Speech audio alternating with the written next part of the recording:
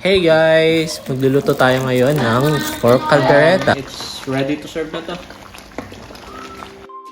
Guys, ito naman yung mga ingredients natin. Meron tayo ditong sibuyas. Tapos meron din tayong garlic, toyo, 2 tablespoon yan. Meron din tayong paminta at saka asin at saka maglalagay din tayo ng nor cubes. Pampalasa to sa sabaw at saka sa karne natin. Tapos meron din tayong liver spread, sweet pickled relish. Tapos meron din tayong tomato sauce at saka yung gulay natin.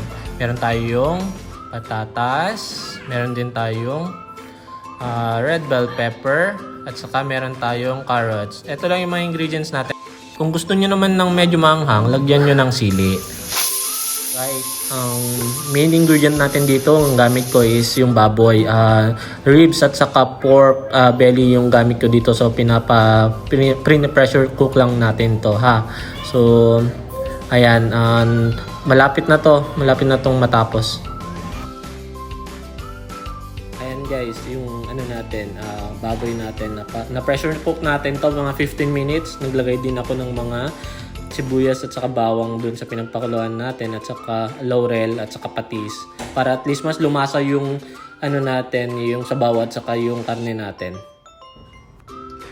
At itong pinagpakuluan natin, gagamitin natin to for mamaya para ito yung pangsabaw natin sa karne mamaya. Painit lang ako ng isang pot. Tapos since mainit na siya, naglagay lang tayo ng mantika. So gagamit pa rin tayo ng mantika na pang gisa natin dun sa konti lang, just a little bit. Okay, so ayan lang natin siyang uminit, then lagay na natin itong sibuyas natin. Okay, so gisa lang natin siya ng mga 1 minute, then sunod natin yung garlic. Then next is garlic. Yung garlic natin, pinitpit ko lang siya. Tingnan natin sa kailangang i-rock. Then, lang natin siya for another minute.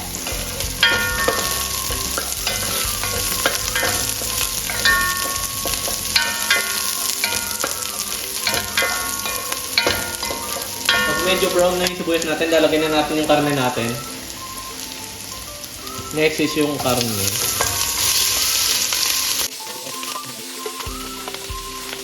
Isasangkot ka lang natin yung karne hanggang sa mag light brown siya. Naka medium high heat tayo, no, sa natin na apoy. Yan. Sasangkot ka lang natin siya for like 2 to 3 minutes.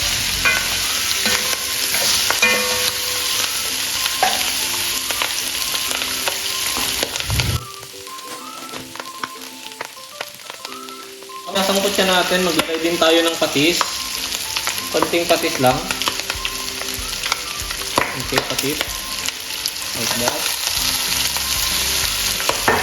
Okay, then ituloy lang natin yung pangsangkot siya natin.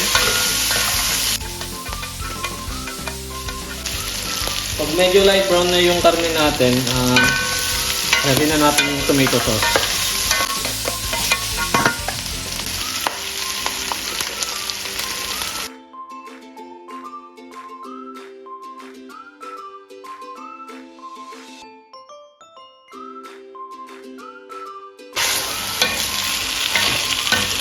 Sangkot natin siya for like around 2 to 3 minutes also.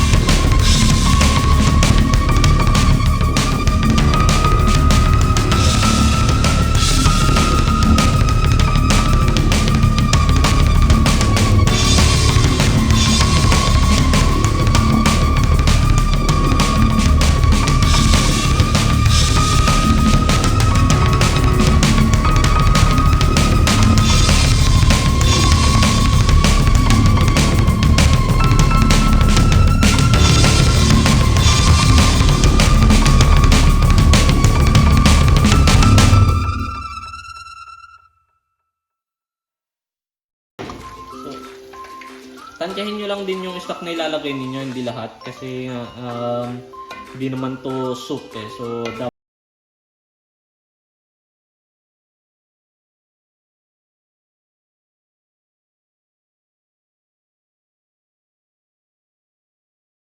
then ilagay na natin yung liver spread natin.